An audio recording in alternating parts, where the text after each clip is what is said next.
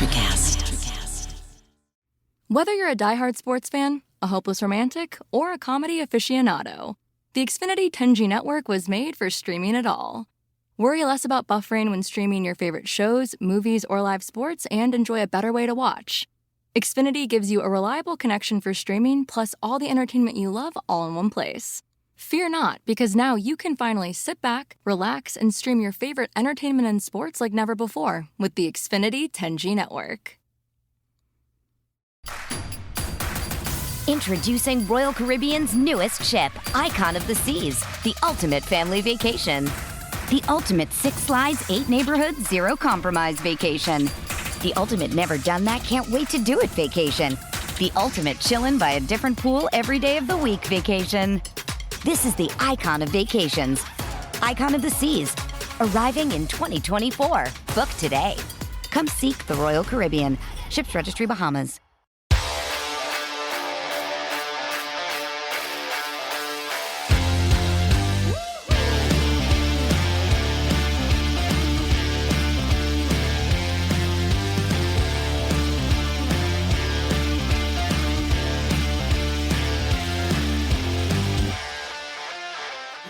Hello and welcome into Missing the Point. I am Rayshawn Buchanan with my guys, the basketball group, so to speak. Well, 2/3 of it, but so Mike Marangelo and the road BK Bob Kelly.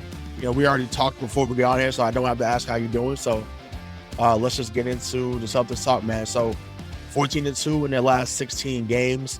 They have really turned it around. Really, it's just the calendar year, to say the least. So Bobby, I'll start with you, but has this turnaround been, has it been shocking to you?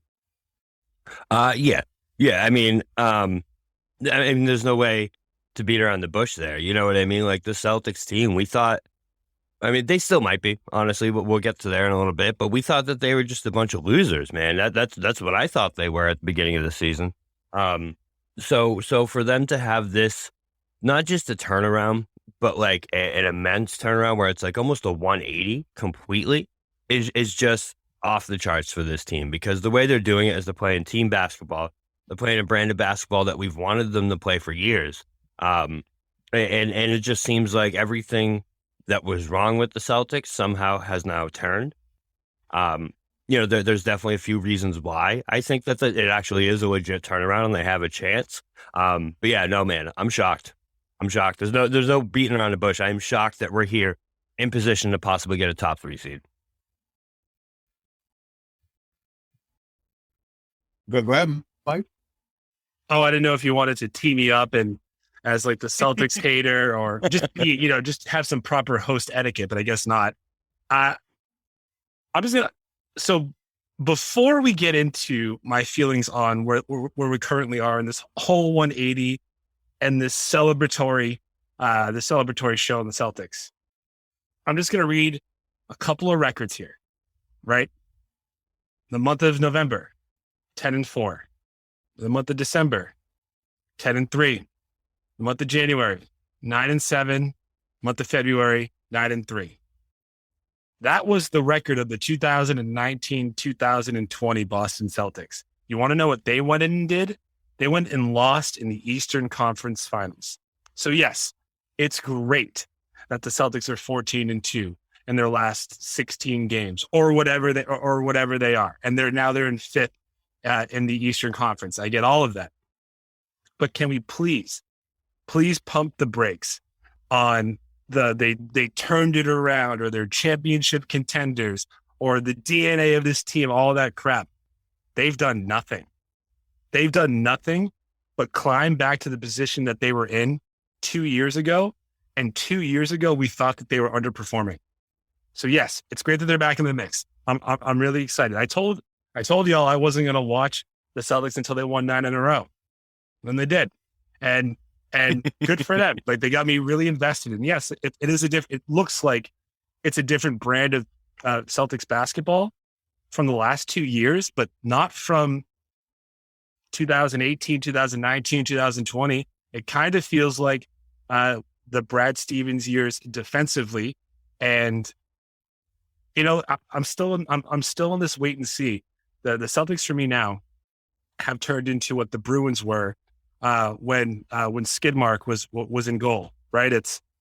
I don't care if you win 80 games in the regular season. I don't trust you to win any in the playoffs. So that's where I currently am. So sorry to put an early damper on your celebration, but yeah, it's cool that they're fifth. They should be fifth. They have the talent to be fifth.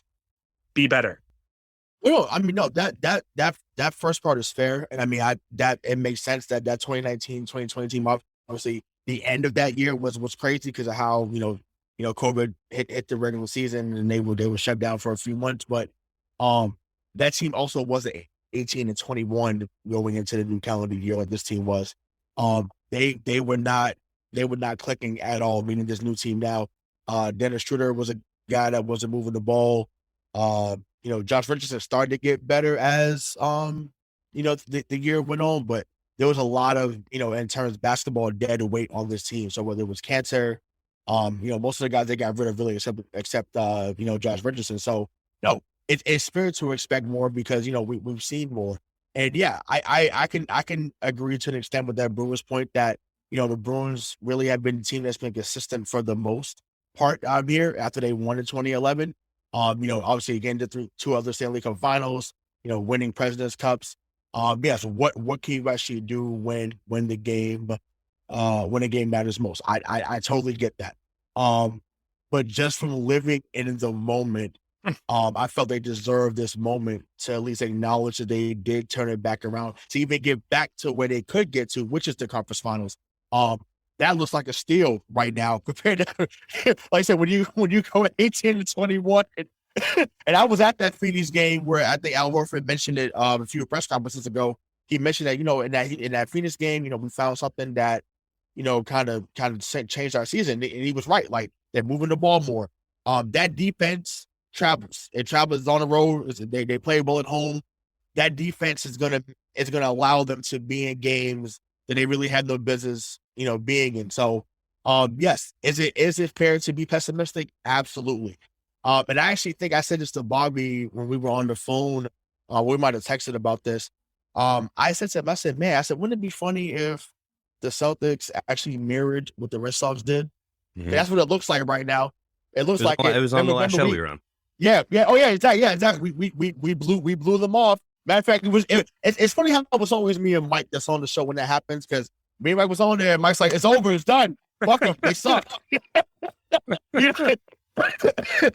So Mike was like, it's over. And I'm like, okay, well, who knows? Maybe they have a shot where they figure it out. Then obviously, the Yankee series happened and, we know what happened from there. So yeah, are they going to have a stretch where they probably lose 3 or 4 in a row at towards the end of the season? They might.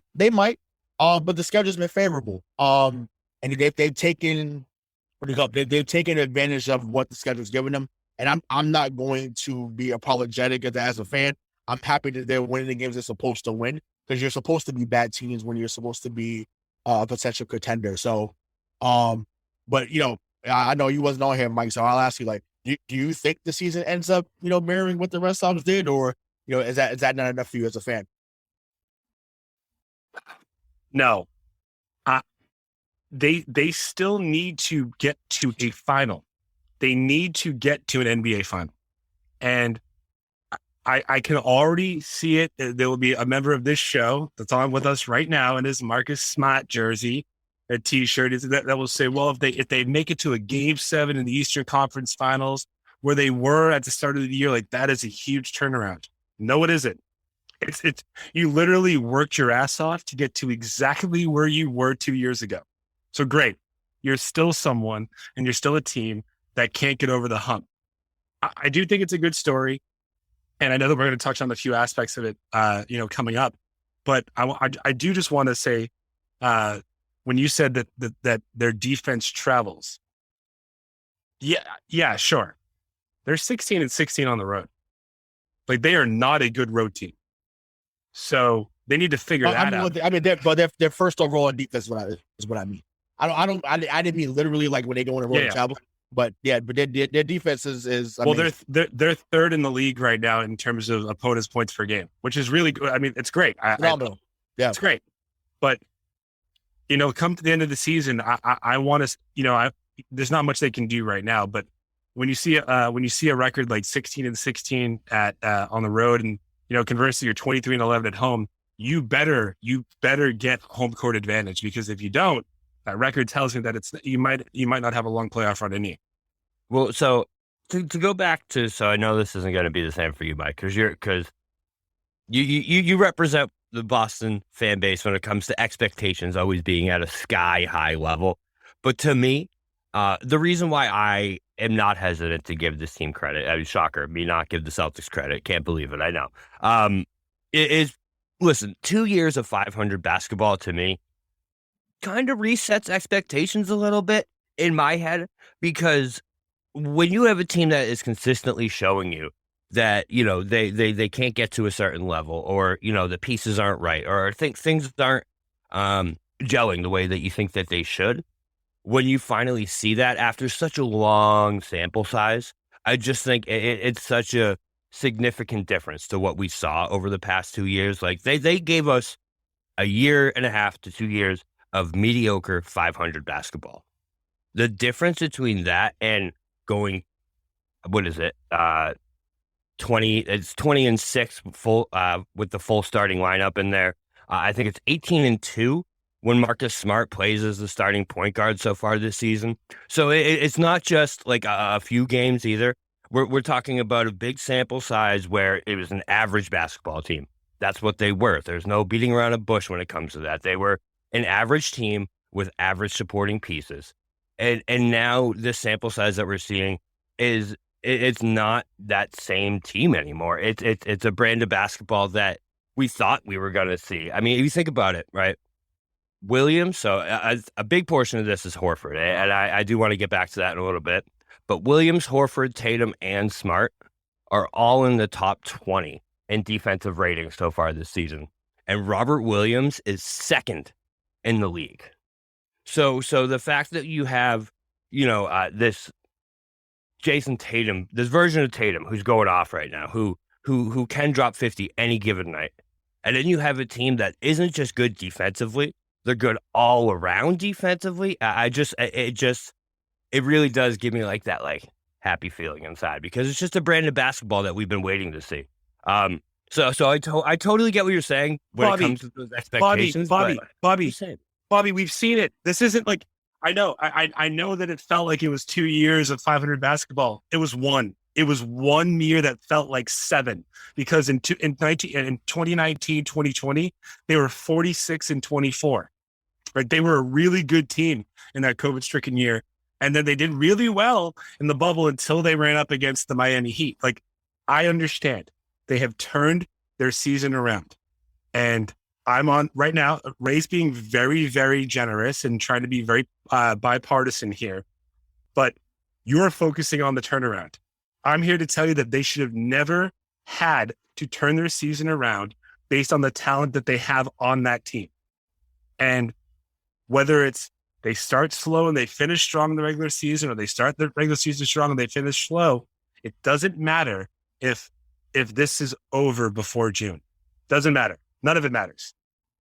Yeah, no, I don't disagree with that. I'll give you that. Listen, if we're sitting here and I don't see them not getting to a finals as disappointment, man. With how we saw this team, if Brett, so the way this team was constituted at the beginning of this season, with that dead weight that Ray was talking about, had 0% chance to get to a finals, and maybe a 1% chance to get to the Eastern Conference Finals. The moves and the way that they now constructed this team, to me, just gives it a different. It's a different mindset, because at the beginning of the season, man, it wasn't even like, oh, maybe they can do. There was no goddamn chance, and that's why. I mean, I don't know if maybe the positivity of the old Celtics kind of went so far away that, like, I'm now at the point where I'm like, let's go. Well, we're back. We're doing this. But it feels so different, man. And you know what? I sound like fucking broke a record from a year and a half ago, don't I? It's the same goddamn sentences. but it's not though, right? So, Mike claims that it's really just a year. It's not. This is the first time you felt good about this team since the 2017-2018 year. It is. And if we say otherwise, then I want to know what people are on. You know, that 2018, 2019 team was toxic as hell. Yeah, there was a lot of flaws in the locker room. Yeah. The last time you felt really good about this team was I had 2 good legs. Now I got a broken foot, and I got a torn MCL in my right knee. Like, that's the last time this team we was like, oh my God, they're so close to the finals. And they overachieved in those first couple of years. This is the first year where really Tatum really is the guy, like fully the guy. You know, well, I'll say year 2, because I mean, we had, you know, you still had Kemba played last year. He was the guy last year. No, but I mean, fully the guy. They were still banking on Kemba to do stuff at times, you know, giving up to JB, stuff like that. Like, this is really the first year where it's like, okay, we're solely putting it on Tatum and Brown to be that. So there's still growing pains that has to happen when you're not depending on someone else to take you there. They are putting it on Tatum. They are putting it on Brown. They're putting it on Marcus Smart to a lesser extent. And Marcus Smart has turned it around. He is someone that, listen, I gave up on him. Some of us on the show gave up on him. A lot of Celtics Twitter gave up on him. So there's a lot of nuances that have changed that have made people feel different about what's going on right now. That matters. And the one thing that we haven't talked about, which we're going to transition to right now, is the ascension of Jayson Tatum. This last week was a proof-real week. You know, you had Atlanta, Memphis, you know, and then Brooklyn on Sunday, and they go 3-0, and he dominates in all 3. He balled out. He dominates. So it's just like, you know, Bobby, I'll start with you. But how does the ascension of Jayson Tatum really change the trajectory of this team, not just for this season, but, you know, going forward? So, ascension is a hard word for me, because he had already ascended to a level that we know he could go to. He had that game that I was at, dropping that real quick, where he dropped 64 against the Spurs in that huge comeback. That game was unreal. Then we have the game against the Bucks, was it the Bucks? Yeah, Bucks' first game of the season last year, where he scored, I think it was almost 50, hit the game winner at the end. Then he goes toe-to-toe with KD a year and a half ago. The thing that has changed in his game to me is his decision-making when it comes down to that last couple minutes of the game. You guys remember, a year and a half ago, Jayson Tatum, with 10 seconds left on the clock, was the scariest goddamn thing in the world to me. It didn't matter if we were down 2, down 1. That man was taking a step back 35-footer every single time. You don't see that anymore. And he was doing the hero ball in the last 2 minutes. You don't see that anymore. I don't know if maybe it was Ime that finally got in his head, was like, listen, dude, you know, if you want to be, you know, that superstar, there's a certain type of basketball you need to play, and not just be the scorer. You need to be the leader and the playmaker of this team. And he's responded, and you see it, man. It's a different type of basketball that he's playing, because he still gets his points, but he makes the plays that need to be made in the crunch time. He makes those extra passes. He finds the open man against Atlanta. Was it Atlanta? No, against the Pistons, the team that just is the biggest thorn in the Celtics side for some reason. He finds Peyton Pritchard on an unbelievable pass in the last couple minutes of that game to ice it. It's just plays like that in the past, Tatum's going ISO ball and he's driving to the hoop and he's going to shoot some crazy thing. And you know what I mean? It's just not going to work out. And now it's just a different mindset that you see him have on the court. And so Ascension is tough for me, because I think he had already ascended to a level where, like, you know, he was respected among the NBA superstars and everything like that. But it's a different mindset that he has now, just because, you know, you see that in the last couple minutes of the game. So your thoughts, Mike? Yeah, Mike, I'm sure you have something to say about that. Jayson Tatum should be a top 5 NBA player, right? And like when it's all said and done, he should be in the top 25 all time, right? He has the talent to be there. You said that this ascension this year, you know, that's what you said, Ray. Bobby says that, you know, he's actually already been there. Aside from points per game, statistically, he's worse this year than his career.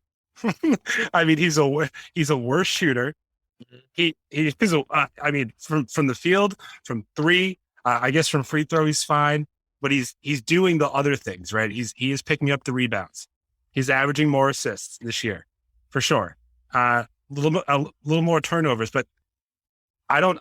If you were to just look at his career stats, I know stats don't tell the whole story, Bobby. Before you say that, I know you're going to say that. Everyone listening knows that's going to be your comeback to me. But if we're just looking at this right now, you'd say, well, points are up, but his percentages are all down. What else is happening? So I think that the real key here is he's learned how to increase his offensive output while keeping his teammates involved. I do think that that added 1.4 assists per game this year as opposed to his career's total in the regular season. I think that makes sense. I think he needs to trust Jaylen more. I think he needs to trust, I can't believe I'm saying this, Marcus more. And I do think having a solidified presence like Al Horford there, I think that helps. I think Al is the quiet leader of that locker room. He keeps everybody in check. So if Tatum keeps this up and continues to get keep his teammates involved, I'm all for it. What happens when he's up against, let's say again, that the Celtics are down 18 points, and it's not to the San Antonio Spurs, who are have 25 wins this year. They're pretty bad. What happens? Does Tatum think I need to do this all by myself, and then we fall short, or does he keep that trust in his teammates? I think we can't really judge how big this climb has been for him, or how mature he really is until we see him realize on the court that in order for the team to win, he doesn't need to take all of the shots. He just needs to facilitate all of the shots. Yeah, I think you see that more now I think his struggles at the beginning of this season really point to how he has changed, because in the past when Jayson Tatum was struggling, man, he was absent on the court. You wouldn't even know he was out there if the announcers didn't point it out to you. Now it's different, where you notice him on the court. Even if he's 3 of 14 from the field that night, he's making an impact on the basketball game. And that's something that you didn't see from Tatum in the past. And that's the biggest difference to me, is when he's not scoring, he's still making a superstar type impact on the basketball game as a whole. Okay, so you guys are speaking to that. That's Ascension then. Because it's not just about him getting the points per game. If you're improving in every facet of the game, and I forgot about that. You're right, Mike. His shooting numbers have been atrocious. So I forgot about it. You're right. But in the biggest moments, he has shined bright. He has shined the brightest. And I think once again, his thing he has to be consistent, right? We would see him get a 39-point game against, remember the Clippers a couple of years ago, and then it'd be 8 points, 2 of 13 with 2 rebounds and forces. It's like, what is going on? Now you're not seeing those lapses in play. You're not seeing the body language for him has changed too, right? I know that's something that DK had labored on on previous shows. His body language now is like, look, when he passes the ball to his teammate, not only does he expect them to make the shot, he celebrates them as soon as they make it. So whether he raises his hands in the air, throwing up the threes, whether he passed them on the backside, like he is doing everything a leader is supposed to do. And I'm sure that's what Alice spoke to him. I'm sure that's what Coach Udoka has said to him. So, something that Charles Barkley had brought up on Inside the NBA a while ago, where he had spoke about when Kawhi Leonard was starting to take that leap, right? Obviously, he wins Finals MVP in 2014. And they kind of give the keys. They did give the keys to him for a few years before he ended up going to Toronto. And Charles asked Greg Popovich, what did you see Kawhi take that leap? Like, what did you see that? And he said, when Kawhi noticed that it was about the play that's being made, or the play that's being drawn up it's made for San Antonio to score, that's when he took that leap. And I think that's what's happened. Because remember, Ime's a disciple of Pop. I'm positive he told him the goal was for Boston to score, not Jayson Tatum. So now that I think that he's realizing that, that's getting embedded in his brain, And it's like, okay, he realizes, okay, it's about Boston scoring. So if I need to make that pass to Derek White, I'm going to do so. If I need to throw that lob as I draw up to Rob Williams, I'm going to do so. So the game is slowing down and he's picking apart the defense. So to me, that's what Ascension means. It's not necessarily just the points per game or, just because he's shooting 43 from the field, 33 from three, and I guess he's shooting 80 from the line. But which to me, that still should be better. He should be in the high 80s, in my opinion. But that's what Ascension means there. So any words on that before I go shoot over? The one thing I would say is I know that it's a long gone era, but there was a quote or a snippet that I saw once where Kevin McHale said, Larry Bird could control the game with 12 shots. He can go 7 of 12, 22 points, 8 rebounds, 6 assists, and he controlled the entire game. Now, obviously, it's a different NBA. Like, you're not going to get one of your the best player on your team to settle for 12 shots a game anymore. It's probably not going to happen. But if Jayson Tatum can get to a point where he controls the entire outcome of the game, taking 18 shots a game, I'm fine. I'm fine with that, because that will then show us for real that he has made that ascension, and he knows that he's a great player, and he knows how to make others around him great. Yeah, I think when we talk about his shooting, I think what's telling about that is even with the lowest and worst shooting marks of his career, Jayson Tatum, yeah, the guy from the transporter. Jayson Tatum is still third in the league in scoring. He's the third highest points per game in the league. So it's like, yeah, great. He's not shooting that great. He's still finding a way to get his points. He's still getting to the line 10, 12 times a game. He's still doing what needs to be done to put up the points and get his teammates involved, which is shown by, I've never seen this in the Tatum Brown era. The Celtics have 4 other players on the team, counting Derek White, since we acquired him, that are averaging double digits in points. Marcus Smart, 11.8. Derek White, 11.8. Robert Williams, 10 points a game. And also, I didn't know this, he's the league's most efficient offensive player in the game. Number 1 ranked. Crazy. Al Horford, also 10 points per game. That's something that you just haven't seen from this core with Tatum and Brown, being able to get those other pieces involved and have them consistently make those plays. I mean, you had it with Rozier in the past, but Rozier would just disappear for 5-10 games at a time. You know what I mean? It was just a different type of a squad, and for me to see that consistently across the board for this team, just gets me going, man. Gets me excited. We know. One more thing with the Celtics, right? You might have gone here eventually, but the biggest thing for me is Al Horford, man. I don't think that there can be enough said about the play of Al Horford. He, at the beginning of this season, looked like a shell of himself. Those first 20 to 30 games, he was horrible, man. Horrible. The turnaround that you've seen from him is he looks like Al Horford of 5-6 years ago, man. He's flying around. He's playing switch defense. The other night, I saw him switch on the Kyrie and shut him down. Al Horford switched onto Kyrie Irving and shut him down. It's unbelievable to me that still at this age, he's making that kind of impact in the game. And I forget which one of you said it earlier.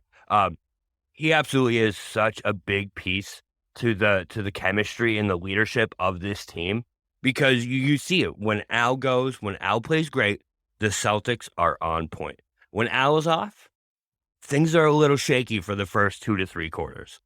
So I think, as scary as this is, as Al goes, I think we go. If Al has this type of play in the playoffs, I do think we have a chance to make a deep run here. Well, I mean, we saw that in the 2018 run, right? So, yeah, he dominated against Philly. He did really well guarding Giannis in that Milwaukee series in that first round a few years back. So, he did well in that Chicago series. So he's really been a stabilizing force really his entire career. So it's not just, here in Boston, but he did in Atlanta. He had some games in Oklahoma City before they chose to send him for the season. So, he's a 5-time All-Star for a reason. So, his 3-point shot falling again is what changed things, right? Because if you're going to play that double big lineup, you need someone that's going to space the floor to let Rod roam, in the paint. So him drawing out that 4 or that 5, whoever's guarding him, and hitting that 3, and also being a secondary playmaker from the elbow, that changes everything for the Celtics team, offensively and even defensively when he's out there. So, it's been awesome to see his resurgence, as you said. So, but I mean, how much of that really is the coaching, right? And that's what I want to talk about next, right? Udoka is in his first season. He just won Coach of the Month in February. I think they had one of the best records in February, really in Celtics history, no matter the era. So, whether that's Allmark, Rivers, Brad, whoever. Mike, I'll start with you. We've had our own battles about coaching and how, if it matters, it doesn't matter. Certain people need to be fired, so to speak. So, have you been impressed with Udoka's job so far? And how do you think he's changed the culture here so far? Yeah, I do think that for a long time that this team needed a coach that wasn't afraid to get into its star players' face and let them know when they're doing wrong, what they're doing wrong, and what to do better for the team. I also think that it would have been easy for a first-year coach that didn't have such a strong makeup to 18 and 21 when the new year starts with 3 top 10 picks in the last 10 years. Like, you could have let that go off the rails, and he kept it together. And I think, you're starting to see it's not all pop, right? Because this guy, he's his own man. I think you can see his footprint and his indent on this team already. And yeah, I just hope that when it really matters, again, I'm really not trying to be a pessimist here, but he trusts himself and he doesn't do what the star players on this team think he should do in nut cutting time. So if he's building this great foundation, he's earning the trust of the team, he's running it the way he wants it to, and they're doing all the things that he wants them to do, then when things get tougher in the postseason, stick with it. But as of right now, I'm super impressed. But before we go to Bobby, if I could just add one little layer to this, I think the presence of Ime Udoka and a general manager who has recently been a coach and who knows the makeup of this team and knows what levers to pull and when to pull them, as opposed to, I love Danny. Danny brought us a championship. I get it. But Danny would always add players that he thought would make the Celtics better in his eyes. Brad is making changes and adding players that he knows will make the Celtics better because he was just there and he knows the guys on the court. So I think having a GM who is, just removed as a head coach of the same team makes a hell of an impact as well. Yeah. So to piggyback off that too, Mike, I think that's a great point because the moves that Brad made in the offseason kind of had Danny written all over it, didn't it? Bringing in Ennis, bringing in Richardson, bringing in Schroeder, bringing in these dudes who, like, when you look at the team, they don't really fit with the mesh of the team. They're just kind of dudes that, are solid, but they're not really going to get the job done when it comes to the mesh of the entire team. To me, I think the biggest thing that you saw from Brad was that trade deadline, man. And not to make this a Brad tangent, I know we were talking about Ime, we'll get back to him, but the fact that he made those deals for Derek White and he made the deal to get rid of Schroeder, to get rid of Richardson, to get rid of these dudes that, in the past, Danny wasn't admitting he made mistakes. He was hanging on to these dudes to the bitter end if they were working or not. Brad cut bait immediately, was like, we need a dude in here who can do the damn thing, and brought in Derek White. And it's such a big difference when it comes to the makeup of this team. And I think Ime deserves a lot of the credit for that, because I guarantee you, he was in Brad's office being like, listen, dude, this is not working. It's clear that the makeup of this team is not going to get us to where we want to go. And we need to bring in dudes who are going to have the mindset that we need. And bringing in a dude like Derek White from his days in San Antonio, I think was such a big move for Ime, because I know we talked about it. He 100% was all over that move. He was in Brad's office like, bring me Derek White. This dude is what we need. So yeah, I love Ime right now. I think Ime, I said it last week on the show with you, Ray, or 2 weeks ago. Celtics fans are brutal, man. This dude had never coached an NBA game in his career. You know what I mean? Like, of course he's going to be growing pains. He's literally never done it. Have you ever walked into something and been like, yeah, bro, I got this. Day one, no problem. Give the man some time. You know what I mean? And you see it with how the makeup and how the way this team is playing now. Ime has his hands all over it. A lot of fans felt like Mike, and that's why they were going off. There was no grace period. It's either you do this now or you suck.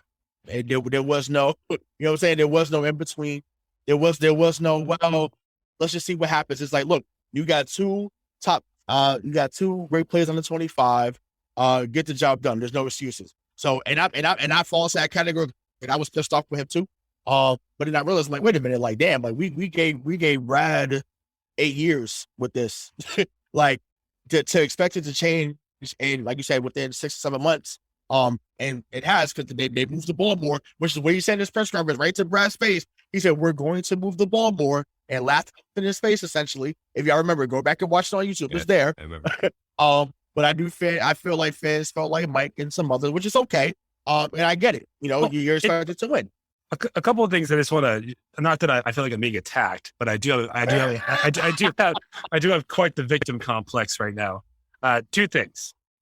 They didn't give Brad 8 years. They gave Brad 4 years with this makeup, right? With Smart, Tatum, and Brown, he had 4 years. And he obviously wasn't the guy. But if you remember, I don't know if I said it on the show or if I said it to you all in a group chat. I said, I think it was after like the first 10 games, right? Said, well, guess it wasn't the coach. Guess it wasn't his fault, because they weren't showing. It just looked like on the court, the body language, the teamwork. I wasn't blaming Udoka. I fully believe that this is a players' league, and that when you have a team that is constructed of 2 top players under 25, 3 top 10 picks in the last, again, 10 years, you should know how to handle yourselves, and they didn't. But I was never calling for Ime to be fired or. No, not you call it. But what I mean is you've already said it during the segment. Like it's like, look, do this now. You've had this for a couple of years. Like you have to find a way to get it done. So because they had that mindset, like which I'm not saying about you getting your Udoka fired. I'm not saying that's what you wanted, but because a lot of fans had that similar mindset, it was like because they were already pissed off, they was already scorned for what happened last year and the year before. It was just like there was no, like there was no grace period. And also too, people saw. I mean, granted, it was a whole different roster, but people also see what happened with Nick Nurse a few years ago. Granted, it helps when you get Kawhi Leonard on your team for your first year and you win the NBA championship. Let's get it. And once again, that Toronto team had been there too, right? Van Vliet, Lowry, Siakam. That team had been around, but once again, when you add a superstar that was ready to win like Kawhi, it's a whole different ball game. But I want to get back to you, though. I say that's what this is about. It's not about Nick Nurse, but like I said, I'm get off on a random tangent about a coach. Yeah, no, never, of course, never. That's what we do, right? That's what we do. Let's say Broadway. Is that you? Yeah. What's up, Joe? How you doing, baby? What's up, man? Always in our heads, bro. Right, exactly. Rent free, baby. No, but that's what I'm pleased with what he's done. Shortening the rotation has been huge, honestly. Huge. I was, to me, I can't believe how people are worried about, well, Tatum and Brad are playing over 30 minutes. Dog, they're 24 and 25. Yeah. Like, right. If they were 31 or 32, I'm like, okay, like it's a little slow much. Like, Hal shouldn't be playing 32 minutes. Hal should be playing around 24 or 25. And then you want to ramp it up to 30, maybe come playoff time. But, other than that, I'm like, listen, showing the rotation's been huge. He said, okay, these are the 8 or 9 guys that I trust on the floor at all times. And it's worked. Now, hopefully they lock in a seed where they can rest guys, towards the end. Tatum's probably not going to rest. Tatum, believes in playing every game. He's done it really since his rookie year, outside of COVID related issues. So he's probably going to play, but, get Jaylen Brown that rest, get Al, that rest. And, let's see what guys like Pritchard can do. Let's see if Nesmith can get some quality minutes. So, also too, and I want to add on, to what we saw with Brad, because we just talked about Brad. How do y'all feel about the Nick Stauskas signing? Excuse me. I watched some of his tape. I remember him at Michigan playing with Trey Burks. Bro, I love Nick Stauskas. You know, man, I'm a March Madness guy. I love me some Nick Stauskas. Yeah, so Bob, I'll start with you, Bobby. But what were your thoughts about that signing?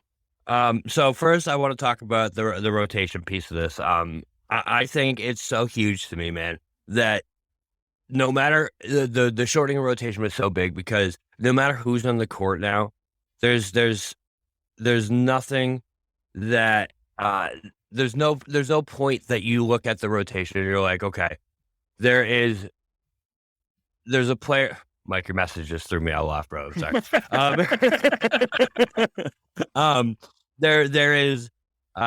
There's no one on the court. There's no Romeo Langford moments. There's no moments where there's people giving you those empty minutes that we've seen for so many years now with the Nesmith had his moments, but with the Nesmith minutes, with the Langford minutes, with who is I can't say, Tremont Waters, with what I mean, these dudes that have absolutely no business being near an NBA court in crunch time, man. It was going on for years. Where you looking at the Celtics 5, you're like, how is this man on the court right now? And you don't have that right now. And that's a godsend to me, because there's nothing worse to me than playing 4-on-5 basketball in the last 2 minutes of a game. I have to say, the Stauskas signing, man, that confused me. Great. Yeah, he had an amazing couple days. Who does he remind you of, though? Who is it? I'm asking you. I have an answer, but who does he remind you of? I don't know. I'm intrigued now. So to me, he reminds me of a lesser Gordon Hayward. If you watch his highlights, he has the same type of bounce as Gordon Hayward. He shoots 36 and 3. Yeah, he reminds me. And remember, Brad Stevens. He scored 60 twice in a week in the G League, right? Yeah. So remember, he loves, Brad Stevens loves Gordon Hayward. Obviously, he played with them. Butler comes here. Obviously, it didn't work out the way that we envisioned, but a guy that can shoot 35 from 3. He's 6'6". I don't know if he's really a great defender. The deal is just what threw me off, man. The deal itself for the 2-year commitment, and I feel like it was just a lot. I don't know. I got the alert and I was just very confused by it, because listen, I saw those highlights. I saw him drop those 60 and I watched it and was like, oh, that's cool. I love Nick Stauskas. That's awesome, bro. Hell yeah. Because, you haven't heard his name literally since you said the Trey Burke days at Michigan. Right. But then all of a sudden I got the alert at the Celtics and I was like, oh, that's 2 years, bro. And it wasn't just like a veteran minimum contract. They gave him some dough. I don't know. Actually, it's basically the same deal they gave Jabari Parker last year. So okay, it was a 2-year deal with the second year being non-guaranteed. So it's like it's like a futures contract type thing. Yeah, exactly. Okay. So it's really nothing on. It's really pennies on a dollar. But Mike, I'll bring you into this because I know we've talked off the air about how we need to value. You got some Nick Stauskas opinions, bro? Yeah, no.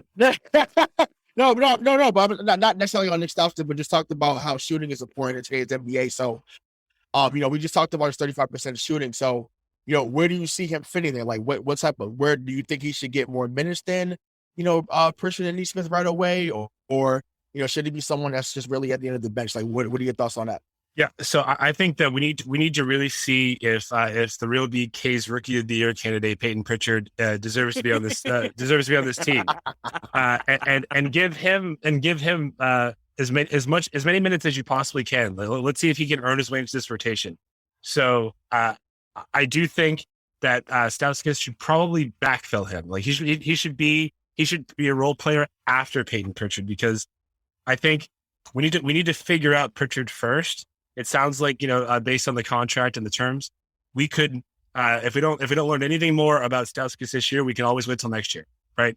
I think now's the time with how the team's playing to figure out if Peyton Pritchard is going to be a viable option at the point guard position. Like if he's going to, like, is he going to be Marcus Smart in a couple of years, or was that a wasted pick? But how dare you? This feels like it's a Brad signing. Like it's a smart signing. It's almost, I'm not going to do that. I'm not going to be that guy, but there's value. We know he can shoot. So maybe if we need someone to come in, right before halftime to hold a lead and to put up some points, this could be the guy. So, I mean, let's see how it goes.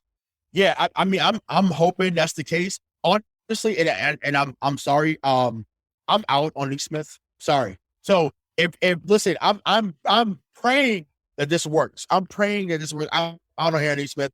And it's not because of the injury. I just think that he doesn't. He does not come as advertised. Someone that came see the court well, man. Yeah, agreed. His court vision is garbage. Yeah, he shot 52% from three. So okay, great. So you came in thinking that you were going to be someone like like a Brent Berry. That's the name drop for you there, right? Someone that can shoot threes and play a little defense. But he's a hustle guy, which is why he got out on the court last year. But it's like, bro, like, you don't hit shots unless it's in a summer league. So you telling me I got to play you in Vegas for you to be a relevant player? Get the fuck out of here. Get the next stop. Let's go. He was number 8 overall pick in 2014. So the same draft as Marcus Smart. He went 2 picks behind him. He found a little bit of footing in Philadelphia and then worked there. Was traded a couple times. Was he drafted by the Clippers? Am I imagining that? No, he was drafted by Sacramento at number 8. Sacramento then got traded to Philly, I believe. Played in Portland. You really put my knowledge on the spot here. He also had a quick stint with Miami earlier this year too. Yeah, bro. I hope you know that, like, us being able to have a conversation about Nick Stauskas for 20 minutes is a completely different level that most people aren't at. Correct. Just listen. Just like Yeah, no, that's cool. You're giving us our flowers. I'll take it. But no, I think that he really can be a viable piece. Like, remember when Jabari Parker was signed here last year, it was confusion amongst many Celtics fans as well. But he had a good series against Brooklyn in the playoffs last year. There was games down the stretch that they wouldn't out of one without his offensive contribution. So who knows? Maybe the saddest statement ever, bro. Right, but it shows how bad that team was. Yeah, and it's like we don't, like, once again, because we saw them make 3 out of 4 conference finals. It was like, well, you still had Tatum Brown. Like, no, they were depending on Jabari Parker. They were depending on Tristan Thompson. It was depending on, there were so many guys they were depending on. A rookie Nesmith, a rookie Peyton Pritchard. Like that should not be a part of the core of your core 6 or 7 trying to win. Now they have a little more depth. Like I said, they got rid of the basketball weight. So once again, kudos to Brad for really putting a team around Tatum and Brown that's going to work. Not necessarily the pieces that you think is going to work how Denny did, but saying, like, look, this team needs shooters to accentuate their playmaking ability. Brown has become a better playmaker. Tatum has become a better playmaker. So with that happening, that's where this team will take new heights, not only this season, but going forward, as long as Tatum and Brown are at the helm. So I want to get into something else before we switch gears. So obviously we're about a month out from the playoffs. So just want to give a little quick preview. So Bobby, I'll start with you. Who is the team that you feel like the Celtics would match up well with in the first round? So first round. So let me pull up the playoff picture here. Not to say I wasn't prepared, but you got Miami. You got Miami. Definitely weren't prepared, dude. It's like Stauskas just hit you right in the face. It really did, bro. I just started talking about all this Michigan shit. Like, right. Exactly. Trey Burke, Trey Lyles. Miami, Chicago, Cleveland. If we can get, we're not going to get up to the 3, right? So I think right now what we're looking at, unfortunately, I think we're going to end up with around Chicago, right? Right. What do you, so think about it this way. What's the highest you could see the Celtics climbing in the standings, right? Three. No, Three is higher the than absolute highest. I don't want them higher than 3. I don't want Brooklyn in the first round. That's true. I do not want to face Brooklyn in the first round. I do not. So do not go for the 1 seed. I'm sorry. So best case scenario. I do not want to see Brooklyn in the first round. So if I cannot come on this show and Michael Marcangelo come on here and say, give me Brooklyn. Not happening. Yeah, you know, Nah. Kevin Durant dropped 50. Your guy got 17 and 8 assists. He sucks. So let's go on to the offense. I can't deal with that. So I'm not. I promise you. So no, do not go for the 1 seed because Brooklyn's gonna win it playing. But if people think otherwise, you're smoking dope. Brooklyn's gonna win it playing. Brooklyn's gonna win it playing tournament. Like let's not be dumb. So Kyrie and KD are enough. I don't. Even if they don't get Simmons in there, like I'm good. So no higher than 3. But continue. Okay. So based off that analysis, so we got Cleveland. So our three options, right? Cleveland, Chicago, Toronto, right? Those are the 3 most likely options that the Celtics end up playing. If you give me a pick between them, it's Cleveland all day. Listen, it's a great story. Jared Allen's awesome. Evan Mobley's awesome. Darius Garland, love him.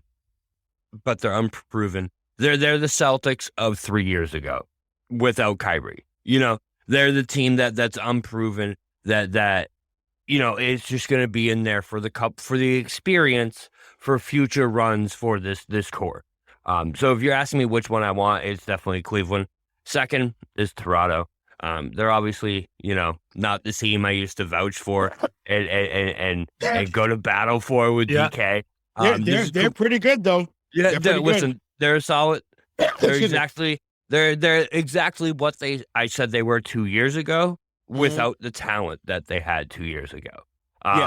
You know what I mean? They're still a solid basketball team, but they don't have Kyle Lowry coming anymore. They don't have DeMar DeRozan. Their best player is Siakam. He's awesome. But I think Robert Williams can handle Siakam. So those are the 2. Oh, for sure.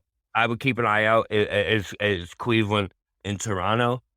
Chicago scares me because they can get healthy. Their strength is our strength. You know what I mean? Wing versus wing. And then it's the rest of the core that you're going up against. And I honestly think Chicago core is a little better than ours with Lonzo, Vucevic, AO coming out this year. So I think Chicago will be a really tough matchup for us in the first round. A lot of their guys have not been there though. Like, yeah, man. But AO is a problem though. He is. AO nice. Is good, man. AO is very underrated. I like Vucevic, but I'm like outside of game 1, like. I mean, when he was in Orlando, they always won game 1 when they made the playoffs, but then they would get smacked the next 4. DeRozan, listen, has been an MVP candidate. He's in the conversation for being unreal this year, bro. MVP, I'll tell you what, he's hit some same game parlays for some people. I'll tell you what, that man's dropping 30 every goddamn night. So he's been phenomenal. And once again, obviously Caruso was on championship team with the Lakers a few years ago, but a lot of their core pieces have not been battle tested. So, luckily, despite what's going on, the Celtics have mainly our 2 best players, whether they've been role players or they've been the guys. So, they've seen a lot in their careers.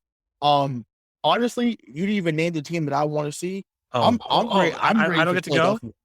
Go ahead, come Mike. on, no way, dude. All right. So I was gonna say I want Philadelphia because I know that Doc Rivers will not win when it matters. It will just reinforce my belief that Doc Rivers is a great regular season head coach, but he chokes unless he has 3 Hall of Fame talents. Now I get it.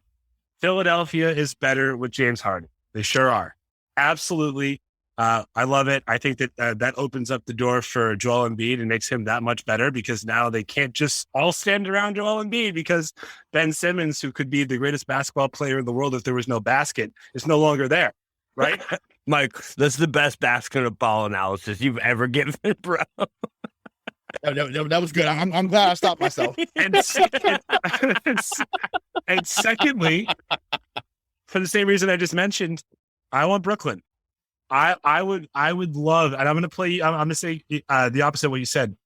I think with this team, the way that it is constituted right now, and if everyone's healthy, Durant's going to go off. Kyrie's going to have a really good game too. Yep. Ben Simmons ain't going to do anything. I mean, he's not going to do anything. And by the way, the Celtics, some members of this team, but definitely Al Horford, they owned Ben Simmons in the playoffs. We are in his head.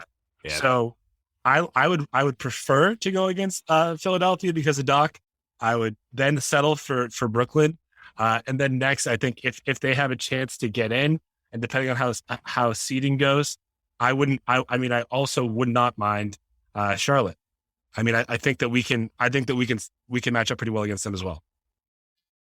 Yeah, no, I'm glad I stopped myself. That was great. Bro, that was that was the good. Ben Simmons would be the best. I don't need to add much to that, honestly. Let's go. That was amazing. I know. That was amazing. No, seriously, we can really leave it at that. But is there any other final words before we move on to the NFL? No, just that. No, I don't even have anything. I mean, but before we move on to the boys of fall, I think we should probably just pause for a second and talk a little bit more about the boys of spring and summer. And I don't know about you, Ray. I do know Bobby's skills, but have you played golf recently? You a golfer? Is that Ray? Is that you? I think. Yeah. I am not. No. Do you want to be? Would it be helpful if you could learn how to play the game of golf and be taught by some of the world's best coaches? Absolutely. So there's a solution out there for you. It's called Skillest. So basically what that is they are affordable, on-demand golf lessons anywhere, anytime. You can stay connected with your coaches through chat and Zoom. And they're not just random coaches from the local driving range. These are coaches that have worked with Tiger Woods, Brooks Koepka, Kevin Na, Cam Smith, and even Steph Curry of the Golden State Warriors. You can use code MTP at checkout for 20% off your first lesson. That's available in Google Play, App Store, and online at Skillest.com. It's not going to be any chubs teaching you how to play golf on Skillest, okay? Not going to be chubs with his wooden hand. Happy Gilmore reference? No. Right. Tell about my turn right now. No. Well, let's get into some NFL, man. So, I knew Bobby had to be on this show when I saw this story that we're going to talk about it first. Calvin Ridley, man. 15. That's not where I thought you were going first. That's okay. No, a $1,500 parlay, man. Bro. Crazy. Let me set the scene. I got you. I know you're excited. $1,500 parlay, got him a year-long suspension. So, yes, Bobby, I got to start with you as the main betting man on this show. What were your thoughts as the story unfolded? Bro, it's just so crazy, man. Like, so when you talk about, so I just have so many questions. You know what I mean? That's where I'm at. Is like, I have so many questions regarding this. Like he did this on FanDuel, right? So what is he thinking, bro? You have to input to register on FanDuel. You have to verify your identity and input your social security number. So you're telling me that he didn't sit there thinking like, oh man, I wonder if they can track this. Then on top of that, all right, listen, I get it. It's legal now, I'm not saying it was right to do, but like, I understand that, like, he's like, oh, I'm not playing, but once you get caught, stay off of Twitter, bro. I've never seen someone incriminate and put themselves further in a ditch than I saw Calvin Ridley do in the 3-4 hours following him getting suspended, bro. For you, like, I can't even get it out. For you to tweet, I don't have the first tweet, first one. I don't have a betting addiction. I only bet $1,500. Not the point, Calvin. Not crazy. The point. Second, for you to tweet follow that tweet up. Follow it. After seeing all the comments being like, what the fuck is wrong with you? For you to follow it up being like, well, I only got a year. LOL. Bro, what? Like no, I'm lost for words. It's unbelievable. Yeah. Go ahead, Mike. It's unbelievable, man. And what a joke. I just have so many more questions because like the mental health aspect of it, like that whole thing. Like I'm not gonna put that out there for that. Fuck that. But there's just so many layers. But just so many layers. No. Listen, as someone who's hold on, Mike. Before I'm as someone who's dealing with that shit right now, bro. He left the league in November for mental health issues. Do you know when he got caught betting on the NFL? In November. So I'm just saying, like, I don't know. There's just so many different questions I have. So many things. Go ahead, Mike. I think that that this is the most NFL-like suspension that we've seen in. I mean, this is what you come to expect, right? Ray Rice, 2 games, only because there was a video. He never played. He got banned. He got banned from the league after. I get it. Okay. Adrian Peterson, felony child abuse. 6 games. Greg Hardy, I mean, we can't really get into what he did because it's so graphic. 10 games reduced to 4. Ezekiel Elliott, 6 games for hitting a woman. Calvin Ridley, 17 games for using FanDuel. Josh Gordon, 6 seasons for smoking weed. Yep. I saw that. That's where we're at. Crazy. So crazy. All we know is that it is okay.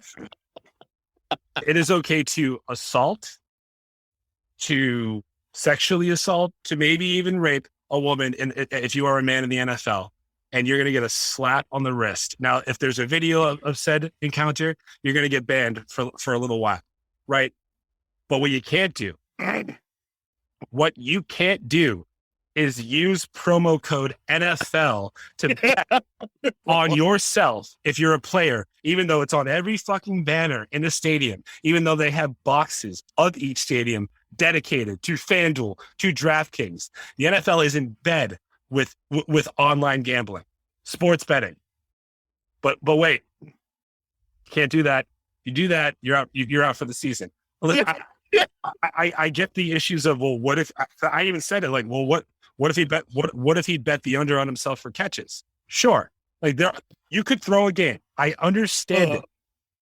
But you're for a full year, are we crazy? Is this really happening right now? A full year. And I'm like, listen, ladies and gentlemen, I'm sorry. And I'm laughing. I'm like, it's just not funny, but it's just like, damn, like, I'm just, oh God, promo code NFL. I lost it after that. I had nothing else after that. But so, oh my God. No, hold on. The problem? Wait, no. Before is the problem though? So we'll open this. Is the problem the suspension for Calvin Ridley, or it's the lack of suspension for everyone else? Right? I mean, to me, man, if first of all, if he actually did bet on a game that he was in and he affected that game, I don't. You got. I said this to DK. You got to set an example of that, and I don't disagree with him being suspended for the season, just because you know what I mean. Because if you open that can of worms, man, with it being legal now, and then like you said, having press boxes dedicated to FanDuel, having literally they probably made over $500 million this year strictly on legal sports betting through FanDuel, right? The NFL as a whole. You can't let your players even think about. Okay, buddy. Before you go, Ray, I'm just gonna say this real quick. The fact that you just rationalize and you prioritize the No, I'm not prioritizing. No. Hold on. That in the logic that you are that you're communicating with right now is that the NFL, and you're right, is prioritizing. We need to make sure that the game stays like the authenticity I see what you're saying. of the game is paramount.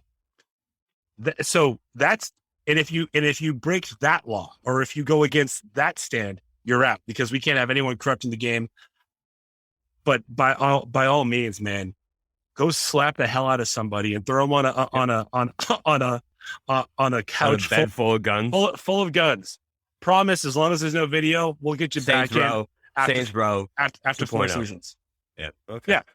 No. All right. No. Completely hear what you're saying. All right. Fair enough. Sorry, Ray. Ray's losing it. Listen, man. Listen, the shit is wrong. It is. It's wrong. It's wrong. So let me get serious for a moment, man. But listen,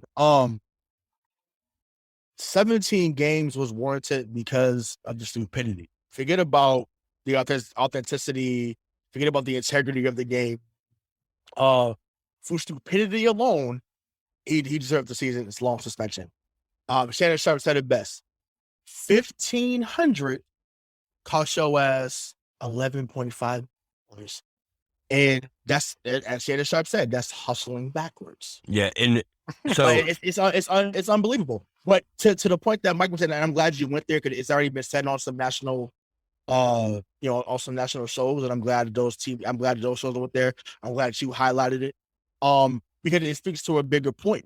The fact that you think that stuff is okay, or it's deemed more okay than, the integrity of the game really lets us know what you think of, women and children in this world, regardless of what they look like. So, that's a moral thing, which is, and once again, they know they can get away with that because people, regardless of what goes down, once again, unless there's the video, like we mentioned, I should say, people are still going to watch and support the product. It just are. Yeah. Like that's what's going to happen. It is never going to stop.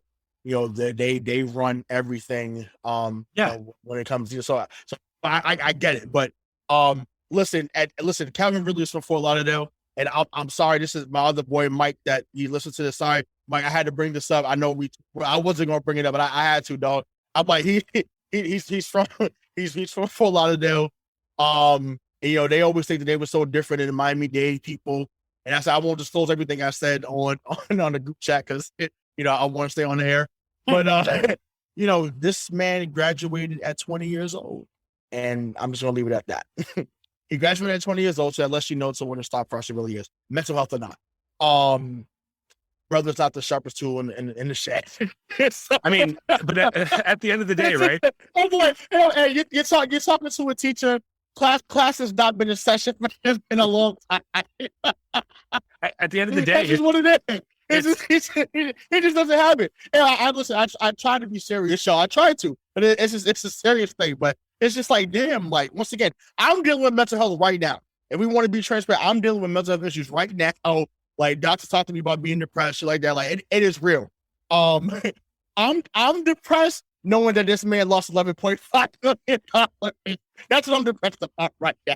Yeah. I need to go see somebody about that because I need some of that money. Bobby needs some of that money. Mike needs some of that money. And so does Joe and DK and Craig. We need that money so you can support us along with Skillers. Just saying. I think at the end of the day, though, it's hard to follow that. But at the end of the day, right, it all goes back to protect the shield. You got to protect the shield. You can't compromise the game. What you can do is you can assault a woman or a child as long as it's on video. Facts. Like, please don't smoke weed. We'd much rather you get addicted to painkillers, though. Just pop those because our team doctors will write you those prescriptions for those, man. All day long. Please don't smoke a plant that is legal in most states in this country, please, or else you're going to fix this. To a couple points. So if I was in the NFL, bro, I would have been banned fucking 5 years ago. Bro, the betting and the weed smoke, I would have been out of here faster than Josh Gordon and fucking Calvin Ridley combined. Secondly, when it comes to the money portion that you were just talking to, right? That's where I really get lost because, like, listen, all the betting scandals in the past, really the one, all right, Pete Rose. he wasn't making, I know times are different. He didn't make the money that today's athletes make. You know what I mean? He wasn't as well off in a setup as athletes now are. So to me, I think it's even more blasphemous and even more crazy that this dude is not only sacrificing his reputation, everything about it, but he's also sacrificing, like you said, Ray, $11.4 million for a $1,500 bet. Pete Rose, granted, yeah, he had way more money than everyone back then. But I guarantee you Pete Rose doesn't have that type of money now. And he's not, you know what I mean? It's a whole different level of Want to wealth bet? that the NFL player. Well, he might now. Well, fact. Yeah, he might because of his own market. Yeah. But Yeah, you want I'm just saying, like, in general, I more understand where Pete Rose is coming from with all of this than I ever would with Calvin Ridley. I have to say, man. Well, because I guess Paul Giamatti did. But, hey. Right, it's just like, if you ever put is. yourself in a position where it can be construed, even if you didn't do this, right? That the game that you played in on that day that you bet, if you bet on yourself. So if you bet on yourself to have more catches, right? Are you causing Matt Ryan to look your way more than the open man? If you bet on yourself to have less catches, are you throwing a game? You just, referees get reprimanded for talking about fantasy football with players. This is on NFL Mic'd Up from 2 years ago. How do you watch that and say, you know what I'm going to do? I'm going to enter in my social security number, get my blood type and my home address, and I'm going to bet money and they won't catch me. Listen. Wait, one more before you go, Ray. And also, just to add on, I bet on the Falcons a few times this year. All right. If the story is he bet on the Falcons, I promise you, he didn't win that bet either. I can guarantee you that. If he bet on the Falcons, he wasn't winning that bet. Well, he didn't get nothing else either, so it sucks. Once again, $1,500 cost you almost $12 million. But listen, the moral of the story, kids, get you a middleman. All right, so No, not a middleman. Get you a fall guy. Yeah, get you a fall guy. Yeah, there you go. All that get you a man in your crew. Yeah, exactly. So we've also had a bit of a mini QB carousel. Even though one of them stayed at home, but so obviously Russell Wilson got traded to Denver. Carson Wentz got traded to the Washington Commanders. So Mike, I'll start with you. What were your thoughts as you saw those moves go down today? Yeah, I think the move that surprised me more was Russell Wilson to Denver. I think it makes sense. And there are people coming out saying that Denver paid too much. I don't think so, man. I think what you've learned and what we've seen over the last, I don't know, what was it, 8 years since Peyton retired, is that Denver does not know how to draft a quarterback, but does not know how to find a good quarterback in free agency. So you have an offense that you think is just missing that position. And Russell Wilson on this team now, it sucks if they're in the West because they have to go through Kansas City and contend with LA, but they're now a contender. They're not an 8-9 team or a 7-10 team like they were last year. Russell Wilson makes you 11 wins. You go 11-6 and you see what happens. I love that deal. And I think I'm really more interested to see now what happens with Seattle. Is Pete Carroll and is that regime in there able to build almost a winner? Now, I think in year one, Drew Lock, I don't know if he's going to be the guy. I don't know who else could come in and be the guy there. But you got some picks. You got Noah Fant, right? So they got their new tight end, which is a position that they've been terrible at. They've been historically bad at, I think, the entire time that Russell Wilson has been there. So that's an interesting part of the story. And then also, you mentioned Carson Wentz. He sucks. He just sucks so much. He sucks.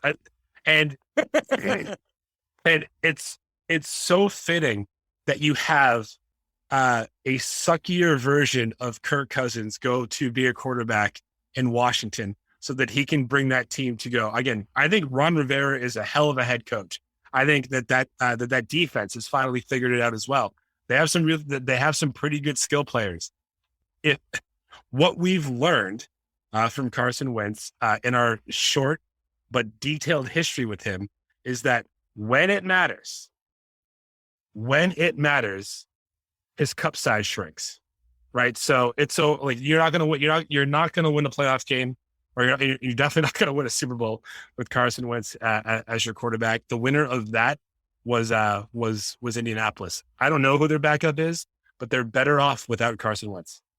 I can tell you one thing: the past 48 hours for me has been a very, very relieving 48 hours, considering NFC quarterbacks that I have to worry about. I was a Dallas Cowboys fan, has taken out Russell Wilson as someone that I have to play, once every few years, and added Carson Wentz back to my life, who I get to play now twice per year. So that made me very happy, very, very happy.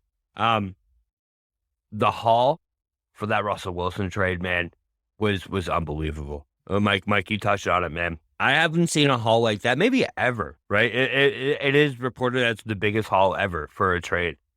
When I looked at it, I thought NBA. That looks like the Anthony Davis trade to the Lakers, man. All those draft picks, all those players. I've never seen anything like it. I mean, it's warranted because Wilson is awesome. The biggest loser of all the trades that happened now has to be Noah Fant, man. He got the notification, Denver Broncos trade for Russell Wilson. And he's like, yeah, let's go. I get to catch passes from Russell Wilson. Are you kidding me?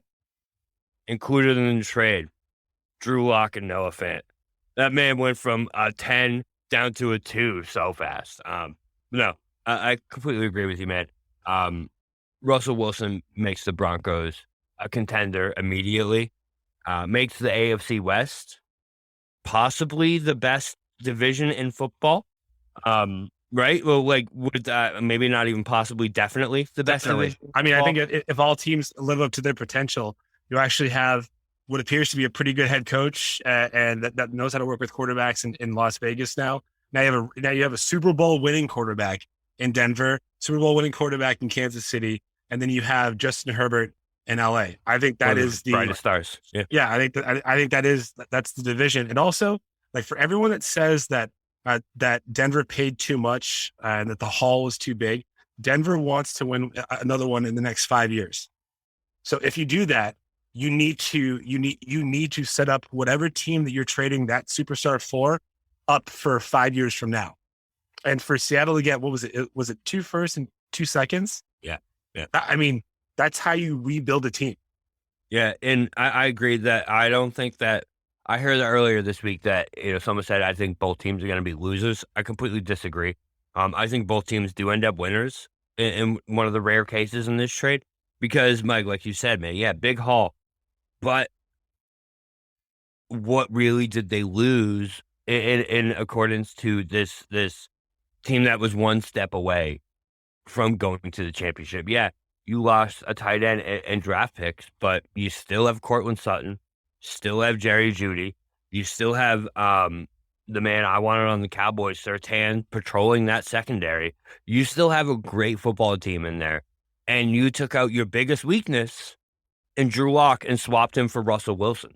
Yeah, I don't see a loser in this trade. And then to flip to Seattle, listen, Pete Carroll's not trying to rebuild right now. All right, he's definitely not. The man is oldest coach in the NFL. Or is he older than Belichick? Yeah, he's over 70, right? He's older than Belichick. Yeah, so this man's not trying to rebuild right now. So I think that, you look at the haul they got back.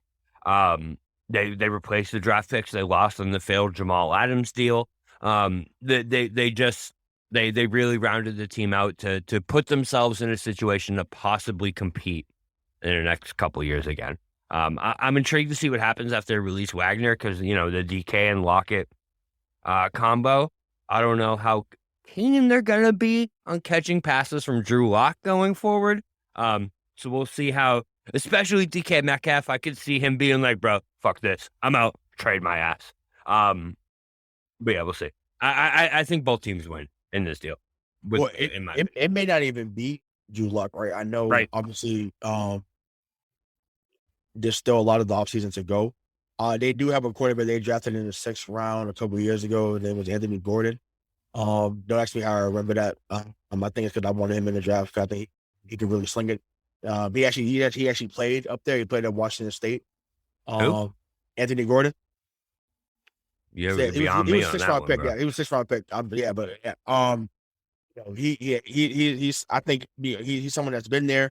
Obviously, he knows that offense up there, so he may win out that position, and who knows, maybe he becomes someone that's that's more than serviceable up there. But listen, they still have weapons up there. So whether it's Rashad Penny, Carson, obviously with DK and Tyler Lockett, like they're still very formidable on offense if they figure out that QB position. So their biggest thing last year was really health. They weren't healthy. Now, you may say that Pete Carroll's not looking to rebuild because he's becoming a fossil in human form. But he's letting go Bobby Wagner doesn't help that cause. So yes, they got $16.6 million saved in that release of Bobby Wagner. But losing a player of that caliber, or really 2 players of that caliber, doesn't help your cause for not just next season but years to come. So yeah, they may have to rebuild on the fly.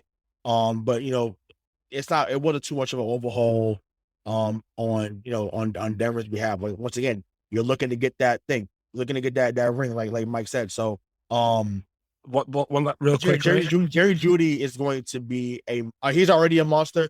Jerry Jeudy is going to run circles around whoever's holding it now. Like it's going to be phenomenal. Him, Cortland Sutton, and Gordon, I think it's awesome. Bro. Yeah, so they're going to be really good. Over there for sure. So real quick before we move on to the next question is, there's a reason that Seattle took Drew Lock and not Teddy Bridgewater. There's a reason that Seattle cut Bobby Wagner, and there's a reason that they have these picks. They're going after Deshaun. That's it. Like that, they're going to go try and get him. And if assuming that he didn't sexually assault every woman in the greater Houston area, and he gets cleared of those charges, it's the NFL. He's fine. Yeah, then they can go get him. They don't have to spend all those picks, and maybe he'll only miss 4 games, right? But from a football perspective, the minute that I saw that haul and what they got back in return and what they did after that, they're clearing room. They need a quarterback. This is a very quarterback weak draft. So they're not going to go in. They're not going to try and trade up for any 1st-round picks. Go get Deshaun. He's your guy. I like that take. I do like that because it's very reminiscent. I would like it. I think he'd be good up there. I do. I like that. I like that a lot. Really good up there. Thank you. So we'll see. But wait, before you go, before sorry, not to do exactly what Mike just did. But the difference is Ray wasn't talking when I did it. Yeah, well, it's my MO. Anyways, so so if you're looking at, I think the Wagner is definitely the clear cap space. I don't know if it is to go get Watson. I was thinking free agent quarterbacks, and when you look at this free agent class, listen, it doesn't jump off the page, but there's 2 names that do jump off the page to me that I think Seattle would like, and I think they fit the game plan in Seattle. First is Marcus Mariota. He's Russell Wilson 0.5. You know what I mean? No. 0.25?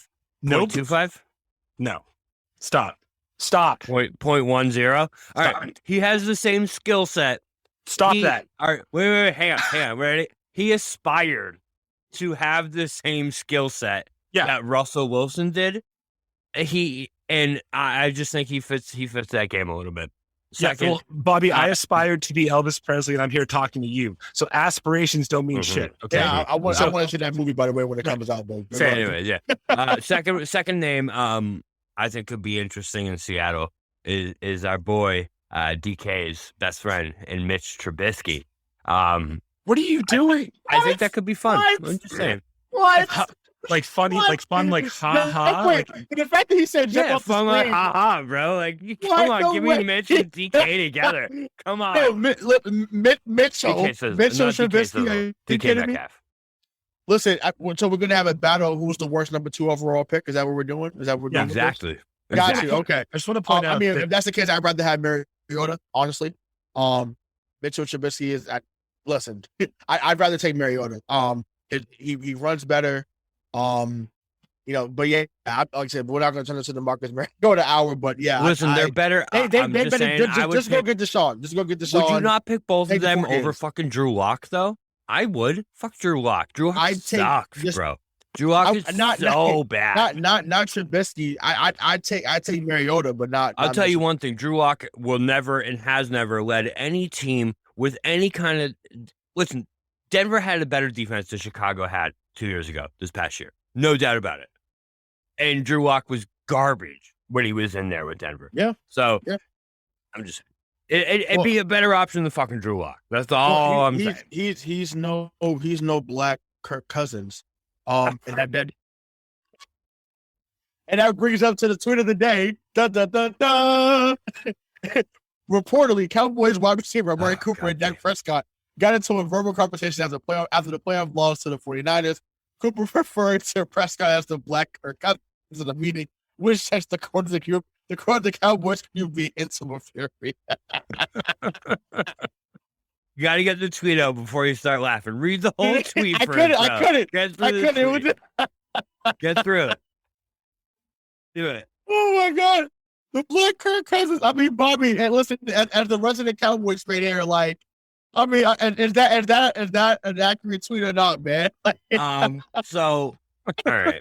I don't know why you're doing this to me, first of all. I It's don't so know good. why. I I had don't know to. why we're here in had fucking to. March. We end on a good note. We had to. On March 9th of 22, right? I have not been sad about the Cowboys in like fucking 2.5 months. All of a sudden, Rayshawn drops this shit into the group chat, and I'm like, God fucking damn it, bro! You kidding me?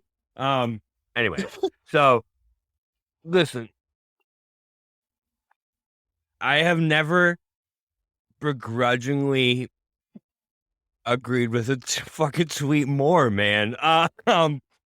Listen, I love Dak, man, and he puts up times where I'm like, this is my guy. This is the future. Let's go. Oh, But right. then there's Let's go. also other times where you're like, what the fuck are you doing? Like, where is your head? What is actually happening in the fucking Brady years? Yeah, I don't know. I'm speechless at it because like it's. I want to sit here and be like, that is the most blasphemous fucking tweet I've ever read in my entire life. But it's not. It might be. It's literally not. It might might- be. No. Wait, are you about to compare the two fucking stats of the quarterbacks? Because I already did this, bro. I was just And gonna say it might it's- be one of the it's- most accurate. It's unbelievable how accurate and how much their stats match each other. I couldn't believe it when I pulled it up, honestly. I was reading it and I was like, oh, so they actually are the same fucking Yeah. quarterback. Awesome. Cool. And that's when I sent that gift that I sent to you guys where it was just like, I'm going to go cry now because like I was ready to come back with like, no, blah, blah, blah. Bro, the more research I did and the more knowledge I gained about the two quarterbacks, the more I fucking agreed with the tweet. And Yeah. It's not. I mean, it's wrong, but not statistically. There's I It's mean, not- it's not Dude, wrong. we got it It's all. not. I don't know. It It's- is it's wrong. fucking Mindset, beautiful. it's obviously wrong because Kirk Cousins squeaks when he gives audibles at the line of scrimmage. Okay. Yeah, He and- literally- Oh my God. and Dak runs for 13 yards, lets time expire when the audibles at the line of scrimmage in the playoff game. that's not cool, bro. Why you gotta bring that up? Listen, there's nothing more to add that is a great way to sign us off. Yeah. So, but such a good way to sign us off of this. Such a good way to sign us off. I got podcast, to. huh? I got to. That's right, baby. That's right. So, for Mark Angelo and the Road PK Bob Kelly, I'm Rich Sean Buchanan. We'll see you next time. Peace.